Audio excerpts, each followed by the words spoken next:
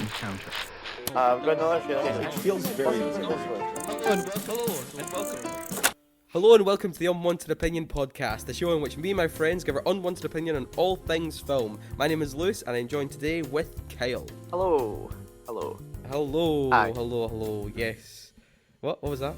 Sorry, I was just like, hi, yes, hello. Sorry, hello, yes. Hi, do all in one.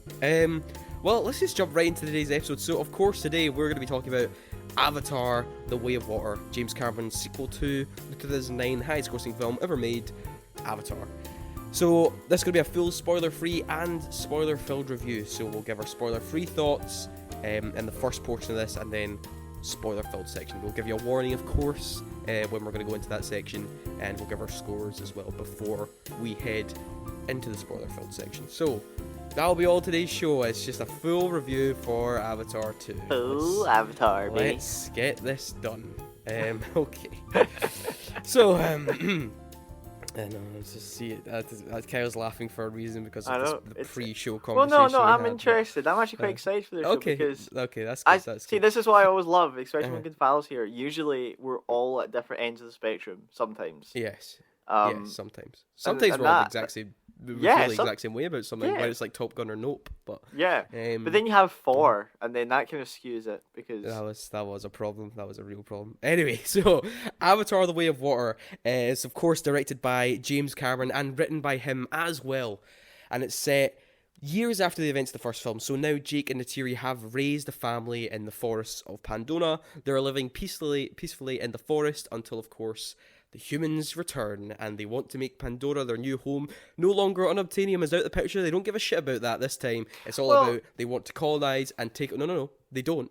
They don't mention it once, actually, in this film. Anyway, they've come to make Pandora their new home and get rid of all the natives and try and colonize it and whatnot. But after a year of rebel fighting in the forest, Jake is actually forced to move to the water tribe village of...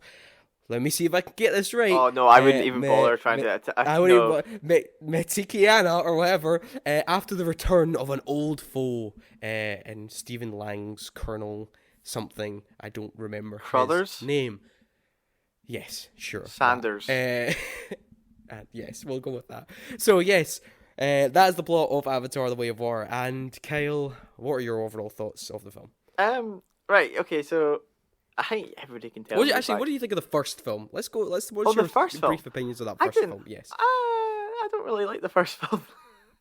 Right. Okay. You shrug at it. You're like, wow. Yeah, it's Pocahontas and sci-fi, and yes, at the time it's really. I mean, to be fair, for a film from 2009, it's still visually incredible.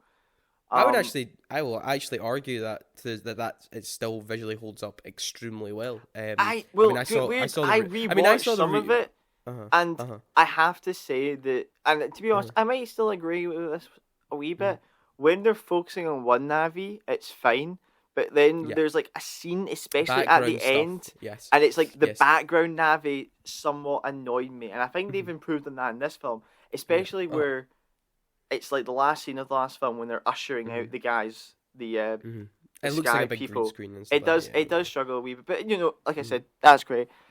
Story wise, I didn't care much for it. The first film, the first film, and that's that. parts of it were kind of, I was like, well, right, as a what age would I be? 11 when it first came out? Yeah, 11 years old, yeah. As an 11-year-old, I probably were like, holy shit, this is insane. Yeah. Like, look at that big thing. That's a big aircraft, My little 11-year-old brain would have been absolutely gone for it. Rewatching it in kind of recent years, I've kind of gone, it's fine. It's fine. Yeah. I wouldn't have, if Avatar came out now, and I was that age, I would not expect it to be the highest grossing film ever. Yes, probably not. It's very strange that is to me actually. With the first film, I've only ever seen it twice. I've seen it both like when it came out in cinemas, and I saw it again this year when the. Is that genuinely the only two times you've seen it? I've only ever seen that first film in the cinema. I watched the remaster because that's why I went to see the remaster, because I literally hadn't seen it in 13 years. So I was like, didn't know that. That's I might insane. as well go see it in the way that James Cameron said, like, in the big screen with the 3D glasses and all that shit, right? So I went and saw it again, and I was like, I obviously taken in all the criticisms over the years of what that film's like, and when I watched it, I was like, it's a really, really good exercise in world building. Like, it feels like a great tour guide of that planet. I completely agree about that. But like everyone, like a lot of the common criticisms is like, yeah, like the character stuff is like really one note. The villain's very cartoony. The environmental stuff is very heavy-handed, but I like an environmental message, of course. The main character and all the other characters are really not that memorable. It's just like, yeah, whatever in terms of story. The action set piece stuff is good. The 3D in that was good. Yeah, from what I remember, like it was fine. It's okay. Do you know it's what's a funny? Good blockbuster. You're talking about the memorable characters now. As of time of recording, Lewis saw this film yesterday, and saw it yesterday. I literally walked out the cinema about an hour ago. So very fresh in my mind. I still couldn't tell you what Zoe Saldana's character is called after it's just Neytiri. I know because I've got it written in front of me. I couldn't tell you her name. I was like, I literally only remember Jake Sully, and that's probably because it's a human name. So you can call me alienist if you want, but I just literally. So what were your brief overall thoughts of Avatar: The Way of Water? So bear in mind, I don't know if it's because I went in expecting to not like it that I set my bar so low that it's why I actually came out with quite a high bar for the film. Because surprisingly to you, I think, I actually quite enjoyed it. Yes. Because most of the time we're on the same level with films. But I went in and from the beginning of the film, I liked the kind of quick... Now, don't get me wrong, I have a few gripes with this film. It's not a perfect masterpiece, definitely. No. But I kind of enjoyed the kind of... getting just to see how kind of Jake's been kind of interacting with the Na'vi now that he's fully kind of integrated himself into the culture. I keep finding it funny. He keeps calling them sky people. I'm like, mate, you were human. Don't act act like you're like, who are these people? But I like how we've kind of get introduced to the whole idea that they've grown a family together and everything. And then what happens down in the line where he has to move and has to join the Reef Clan tribe. Yes. Which I love the Reef Clan people because I love the idea that, this Pandora has evolution and natural selection and these guys are slightly genetically different. Yes. They have different tails and fins and whatnot. Yeah, I like that idea of world building as you say that. I was like, because there's all wee little like, oh, look at this tail. The guy goes, you call that a tail, you little bitch, and it's like wee bullying. But my biggest gripes with this film, weirdly enough, is the action and some of the, as I say, James, no, not James. What was I? Who did I just reference? Jake. Oh my! No. The villain. No. I'm thinking, who's the director I just referenced before we came on air? Who directed Force Awakens? J.J. Abrams. The J.J. Abrams surprise mystery box idea that James Cameron's kind of planted in here. I didn't like. I really see if this film was just about his family and then they decide to move. Like, see if this film had zero action in it, I would have felt it was incredible. Like, and weirdly, I just think because I really love the world building aspect of this film. I think that's what sucked me back in was like the time and effort that I know James Cameron put into building the story around it. Like, the idea that I think it was in an interview that. I can't remember the actor's name. Who's the main actor that plays Jake Sully?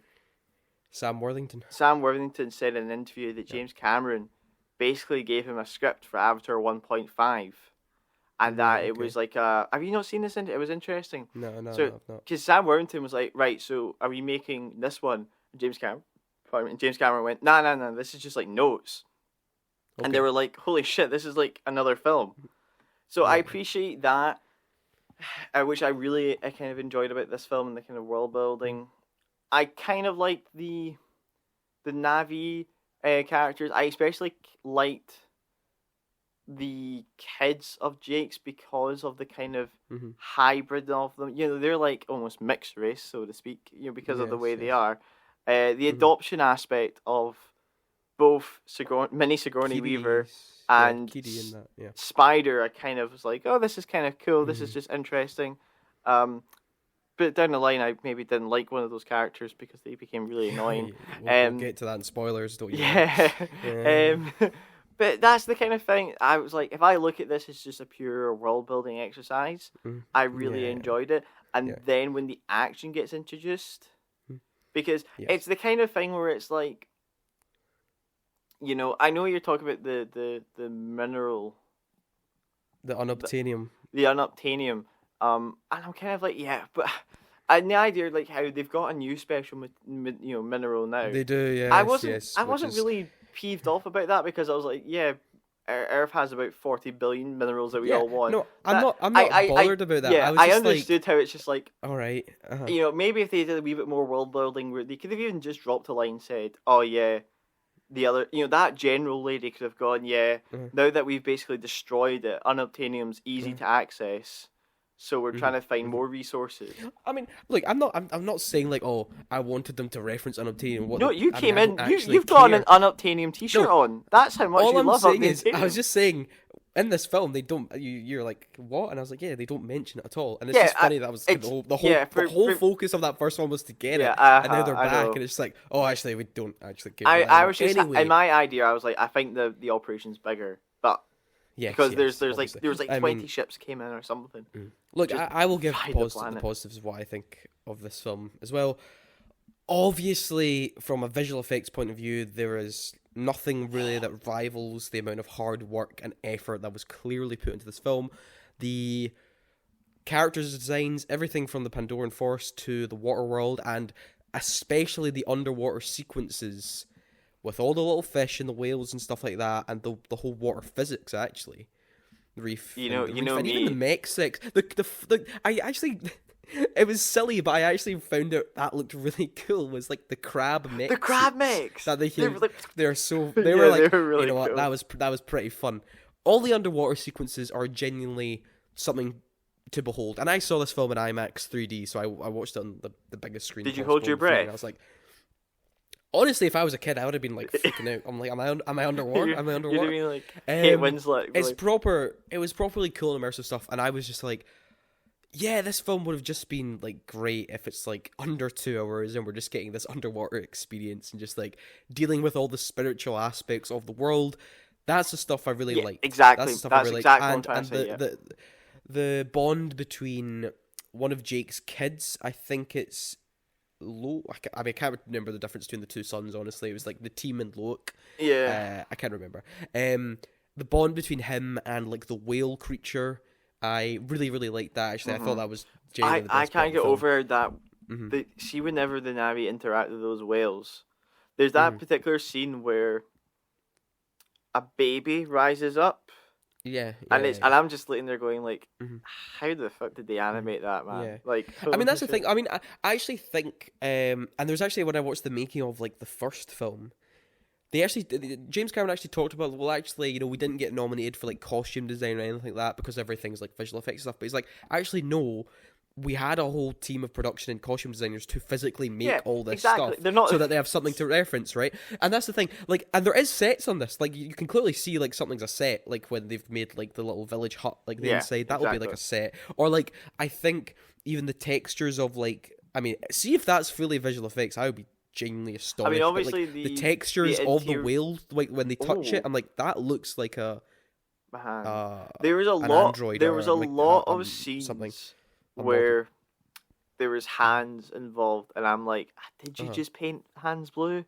The hand stuff, I think that's still their mocap thing. I know, like, I talked to you about this when Jake's tightening the strap on a saddle. They made that's a real saddle, that's real, and that cost them thousands of dollars to make that one saddle, and it's in the film for like 2 seconds. But that's real. I just don't know. I think they filmed it in water as well, and obviously the mocap. I don't want to sound like I've got a hand fetish, but whenever they zoomed in on hands, I was like, they're just painted, surely, because they look really real. But especially, and there's some. Sorry, just to jump in on, just to continue the visual effects. Rain. I'm gonna go with, and water. Water effects. Especially, it's when they come out or when the Na'vi are wet. Like, Yeah. holy shit, Yeah, that is great. done That was so great. well. Like, that's mhm. just something I don't think many films and stuff these days get right, is when it's like a character is soaking. A purely CGI character is like drenched. Yeah, that's good. But yeah, so those are the positives for me. Look. Do you want to jump on the whole I frame know, rate? I'll get to the frame rate Right. later. I want to just talk about the story. Look, went into this film and like I saw like the audience reactions like last week before this film came out, and I saw ones that were concerning me because when the trailers dropped and I did a short for this on YouTube, I was like, they are kind of not really telling me the plot of this film because it looks like it's the first film again, right? And I was like, I'm not going to make that judgment because I've not seen it yet. But then I saw some things like, oh yeah, people were just like, oh yeah, it's a visual masterpiece. Yeah, who cares about the story? Yeah, whatever. And I was like, that's not a good sign. And then I come in and I watch it, and yeah, it's beat for beat structurally the same film as that first film. It's the fish out of water story, except it's just with a family and they're in a different part of Pandora. And actually also there's the villain character, which we won't spoil here, who's also doing basically a speed run of the first film to get acquainted with the world. Anyway, so that guy's just doing the first film again. And then also the end battle, instead of just doing it in the sky, we're going to do it on a boat. So structurally the film is pretty much exactly the same, beat for beat, for that first film. And I'm sorry, look, it's very hard to make stories and screenplays. I understand that. But are you telling me you spent a decade and you couldn't come up with a film plot that was not the same as the first film? Your last film, literally, you haven't even made another film since that first film, James. I'm sorry, how could you just do that again? It just boggles my mind. I'm like, okay, well, actually, people can tell me, well, the water stuff and they're getting it looks great. Yes, I know, I like those aspects, but overall, the story frustrates me because it's the same thing again. Actually reminded me of fucking Ghostbusters Afterlife, which is never a good thing. Which you loved, yeah. I loved that, and look, I know people say other things. You can say I'm a hypocrite or whatever because I excuse like Force Awakens because I like Star Wars Force Awakens. People go, oh, well, that's actually just like the A New Hope again. Yeah. But I'm like, yeah, but intrinsically the characters are very different. We're getting different worlds, we're getting different planets, and also the pace and the actual feel of that film is very, very different to that first Star Wars film. Okay, so... And you can say, okay, there's a big Death Star, and yeah, they're doing the trench run, but there's a lot more going on in that film that is different from that first film. I'm sorry. Right, okay, no. This film is the same. Story-wise, I thought it was very, very weak, and also dialogue and character-wise, just, I don't care about these characters. I'm sorry. So, right, okay, I'm going to jump in. I'm going to actually ask you a couple of questions, because I just want to get a kind of gauge on what you're thinking here. So, would you see if we kind of had the story gone, but then it ended up being like Navi versus Navi, where like it could be anything. But exactly, that's what I'm wondering. Like, what does it annoy you that it's just Navi versus humans again? Like, would you prefer Navi versus Navi? No, I don't mind human beings being the villains at all. That's absolutely fine to me. It's just there's not even any like really much evolution on that conflict either. Like the villain, it does seem to be. You're right, yeah, because very early on in the film, it's introduced that so some time has passed where no sky people, I say in quotation marks, are on Pandora, and then there's a scene where it's like multiple ships arrive, like half a dozen or something like that, or even a dozen, and it does look like they are starting their invasion again. Yes. So I do. Except they're doubling up the pressure this time. They're doubling up the pressure. I would have liked to have said that. I would have loved it if the fact that maybe they were always just there, because one thing that, I mean, I know you definitely actually dislike about it, and especially Star Wars films, is that every planet just seems to have one outpost or one village, or one city. Yeah, it's like there's a whole planet here. What's going on in the other country? I would have loved it if, in this sense, that if it was just the Unobtainium team that left Pandora, and there was in fact these other teams that were still mining. Yeah, they were still mining resources. Thing, right? I assume in the third film we're going to get another portion of Pandora, so it's like we're unlocking more of the map. I really hope not, because that No, but final, that's what it will be, because it feels okay. So you got the forest world in the first film. It's like, oh, you've unlocked a new portion of the map in this video game. You get the water world level now, and then in the next one we're going to get the ice world or the mountain world or the desert world. I don't know, some other fucking air, fire world, whatever, right? And it just feels like, okay, that's cool, but there is more to a planet than one area, and it's hard to sort of like, yeah, there's good world building, but I still don't really get a feel of like the whole operation or what's going on with the humans, or like they say, like, you've got the forest clan, the water clan, they don't really get along, right? So this is what interested me, right? This is actually what I would have loved to have seen more of, is because they knew of them. Like, yes. when Jake Sully and his family arrived at the water clan knew what Jake Sully is. You know, yes. they knew they knew of the story of Jake Sully. So I'd have loved to have seen, like, is there an Avatar Olympics? Do all the villages come and play games together? And there's there must have been, there has to be communication for these stories to travel. That's what I mean. Like, I'm trying to think of, like, seeing like the first Black Panther, how when you had the coronation or the challenge thing, where T'Challa has to challenge M'Baku for the right to be king. And you have all these different tribes in the waterfall with different sort of garb and colour. And you get a clear sense of, right, there's this tribe and this tribe and this tribe. And they actually do that in the film. Like, he's got relationships with, like, the Rhino tribe, whatever they're called, and Baku's in the mountains. All in that first film, you have a clear sense of the geography or the different clans in Wakanda. And obviously, he made the first Avatar film. Maybe he had no idea of doing a sequel at that point. I understand that's a problem with, like, instituting that in your first film. But even this, it's like, okay, we get the water thing, but it's like, still kind of tell us more. Like, you've just showed us this water, but like, I still don't have a clear sense of this world, and I don't have a clear sense of where all the humans are here now.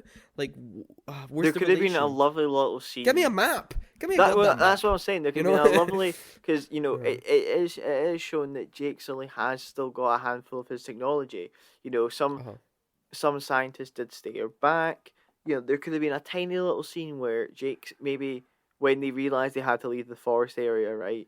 You could have done a very classic, maybe like Marvel thing where you point, could we go there? Oh, the fire Navi? Nah. We need to wait 2 movies until we go there. Could we go there? No, that's where the humans are mining for the super secret spice.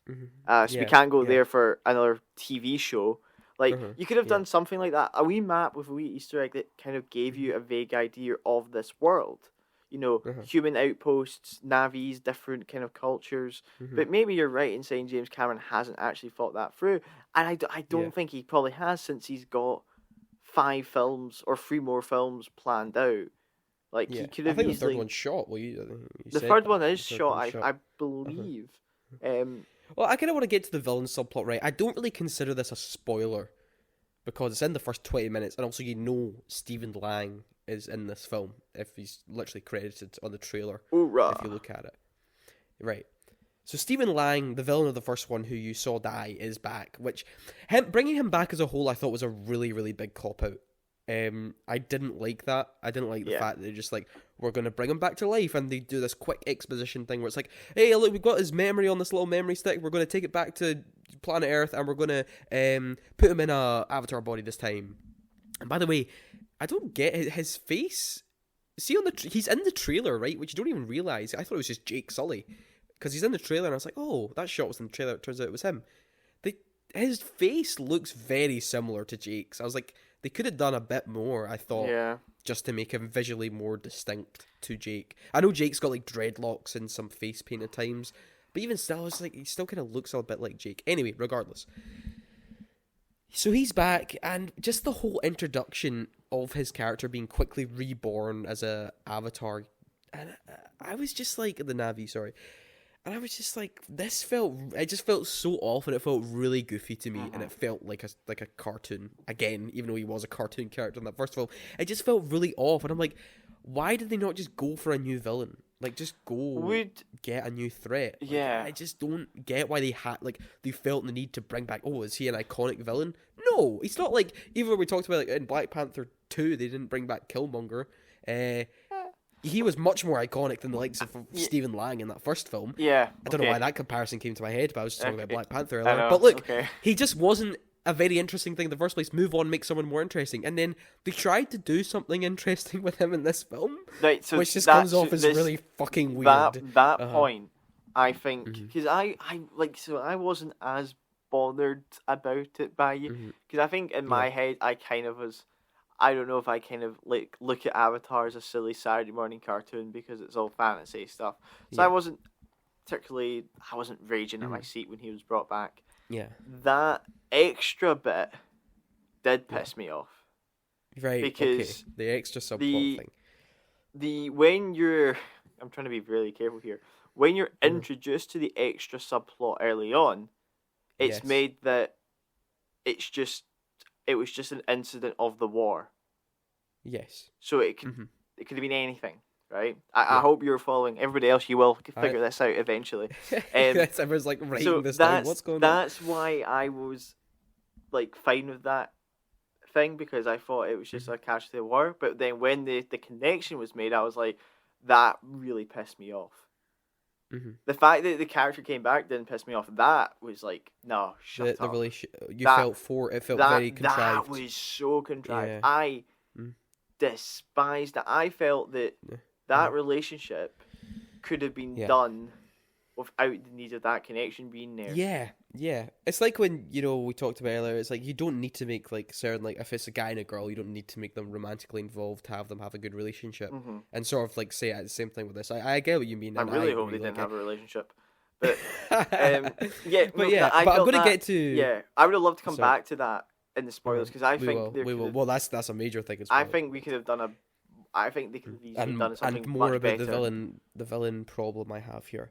So yeah, for me, okay, so then I said this to you, Kyle. So when the film started, so I'm there sitting in IMAX, I'm like, oh, this is going to be. I think because you and I went in with different expectations. Because I went in, I was like, oh man, I'm all excited. I'm seeing it in the biggest format possible. I'm seeing it. It's going to be a visual splendor. I'm going to have, and although I saw the like reactions that, oh, the story's a bit whatever. I still also saw like, oh, the action's breathtaking. Yeah. The visual, all is so amazing. I'm like, okay, I'm going in. I'm going to see a fantastic action film at least. I'm going to go and see that. And then the film started, and I was like, something's off here. And it's literally within like the first minute where you see Natiri with a bow and she's pregnant. And I was like, wait, what's going on here? And I was like squinting my eyes. I was like, wait a minute, what's happened? And the film is shot in 48 frames per second, and that's a really big problem for me. This is because, look, and I know a lot of people will see this film and they probably won't even know what I'm talking about, or they'll see it and they won't even notice this. And Kyle only noticed this in a few things. But also the film jumps between 2 frame rate sets at a time, which is like, imagine, if people ever see like films in IMAX, how they change the aspect ratio, imagine that distraction, but times 10. Anyway. So what that means is that characters' motions, because all films, 99.9% of films are all shot in 24 frames per second. That's the standard format that you watch films in, because that's like the bare minimum to like make sure that 24 frames shot in a second is 24 photographs, and that creates the illusion of movement in cinema. My God, did you study film? Yeah, right. Oh. And also it makes cinema look slightly different to the real world. It's not like, you could watch like documentaries, or I reviewed that Tori and Lakita recently, where that looked very natural, right?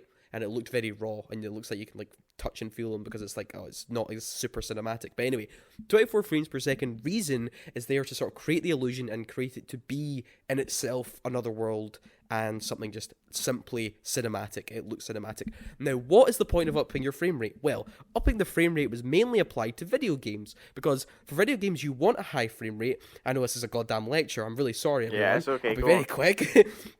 But the point of it for video games is simply to have a more fluid gaming experience and to have better responsiveness with your controller and your character on screen, and to make some of the action and movement just simply flow better because you can see more movement. Okay, it's great for video games. It's not great for video game cutscenes, especially things where they take the story very seriously. Anyway, it's there for the game, and that's the whole point of a game. It's just meant to be an active experience, and it's meant to be fluid and fun. Okay. Do not apply that logic to cinema, because it does not work. Because when you accentuate movement more, And when you have people going into handheld camera, what does that do, Kyle? What does that do when motion is now doubly more apparent? Is that you make the camera movements with someone walking in handheld, it makes that movement more apparent, so they're bobbing up and down more, so that's already a problem. And also, why are you trying to make your film look like a video game? Okay. You spent a decade plus making this thing, and you put all these people, thousands and thousands of people, to such hard work on your visual effects and your world to make it look like a video game cutscene. Go make a video game. No, I'm serious. Don't make a film. If you wanted to do that frame rate bullshit, go make a video game. Because I'll tell you what, you would have made a fantastic video game, James Cameron. You would have made a video game that would have been a visual splendor and a masterpiece of gaming. Well done. But when you have all the action sequences happening, why am I watching a game? And also, what that does is also makes everything go too fast for the human eye. And we just had a film called Top Gun Maverick come out, where you have jets going at the speed of sound, and I could follow every single movement of those jets perfectly because it's shot in 24 frames per second. But here, we have everything going at like 1.5 speed, so I'm like, everything's going too fast, it's going too smooth so it doesn't look real, even though you've spent so much time to make all these visual effects and this world look real and immersive, you've then gone and made it look fake. Why? I can't believe I walked out this film thinking that the worst thing of it was a technical aspect of the film. I'm sorry, it makes your film look like shit. And I don't understand, like, the Hobbit trilogy came out, and everyone went, the 48 frames per second looks like a soap opera, it looks bad, don't do it. So no film has really done that, until Gemini Man came out 6 years after that trilogy, and everyone slated it again. It was like, this doesn't look right. And then James Cameron, for some reason, does it for this. I cannot believe he did the 48 frames per second. I'm sorry, that was a big rant, and that's only for, like, 10% of people who know what I'm talking about. But, I'm sorry, your film looks wrong.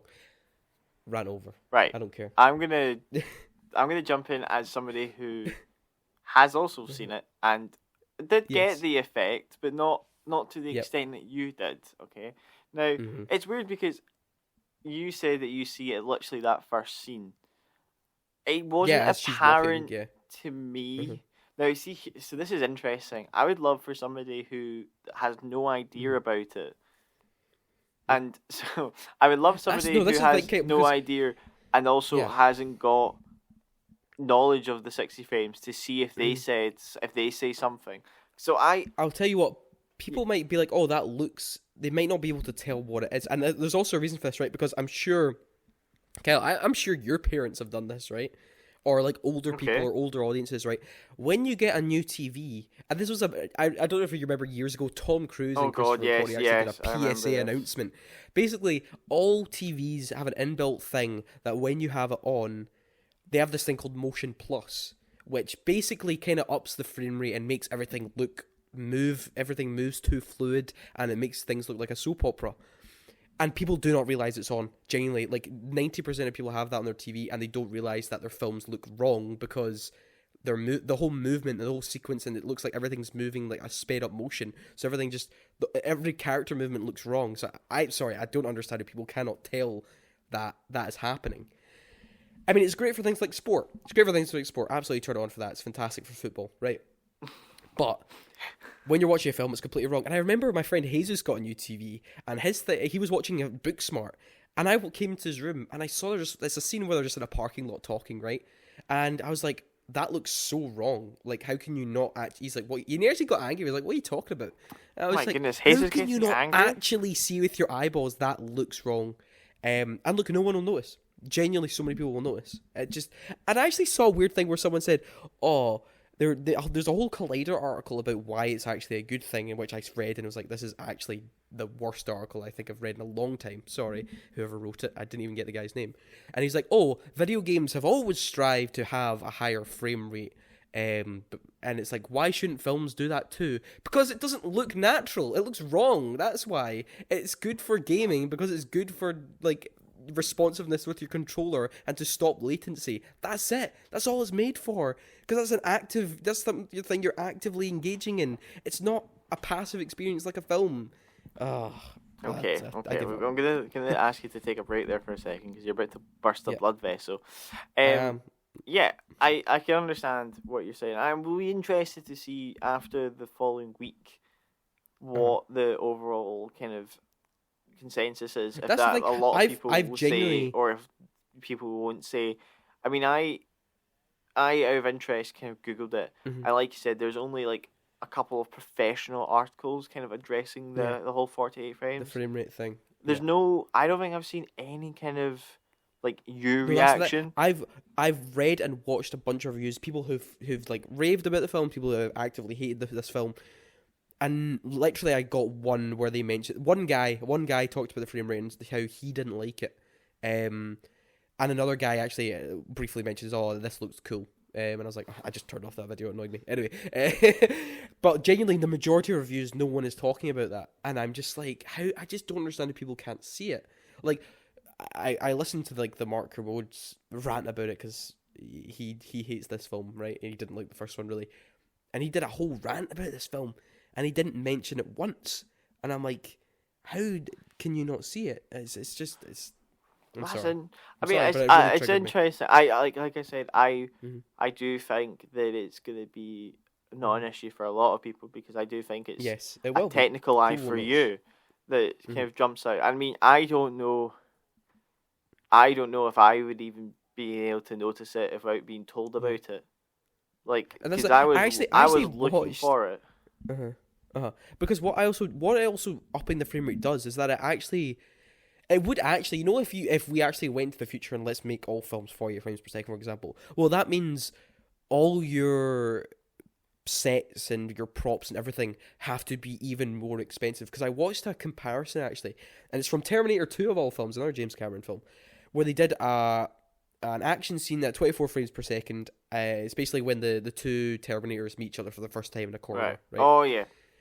They did it in 24 frames per second, they did it at 48 frames per second. What the 48 frames per second does, not only does it make everything look too fast, when they shoot the wall looks fake because you can like see more like rubble and like the movement of it come off more, and you can see it's like a fake plastic wall. But in the 24 frames per second, you cannot tell that at all. So then what that does, it just makes the world look less real. I just don't understand. Don't mess with the frame rate. Just don't. And you could say, oh, you're just an old-fashioned whatever, and like you just like old films and whatnot, and like just because it's been like that for 100 years doesn't mean you shouldn't move forward. If it ain't broke, that's all I'm going to say. I mean, I'm going to take it that everyone's favourite films are all probably shot in 24 frames per second, and if you love and adore those films, why would you change anything about them? Don't change the frame rate, for God's sake. Anyway, Kyle, let's just go to scores and spoilers. I need to stop talking about frame rates. I know, you kind of do. Sorry. Yes, so Lewis, what were you going to give it a score out of 10, Avatar The Way of the Water? Oh, I was going to give it to you first. I know, but I feel you need to kind of get it off your chest. Honestly, going into this review, I wasn't going to be as negative, but then literally the minute we started talking, it just all kind of came out. Yeah, that's okay. Because when I came out the cinema yesterday, I was like, it was alright. Like, it was like a decent enough action film. And I was like, actually, I couldn't fucking... The action just looked fucking off. And I was like, the movement stuff, I genuinely, since the first 5 minutes, could not stop thinking about the frame rate thing. It was genuinely annoying me so much. If anybody wants to play a fun drinking game, have a shot every time Lewis mentions the words frame rate. Because I feel that word came up. But even that, look, if that was fixed, I would have enjoyed this film a bit more.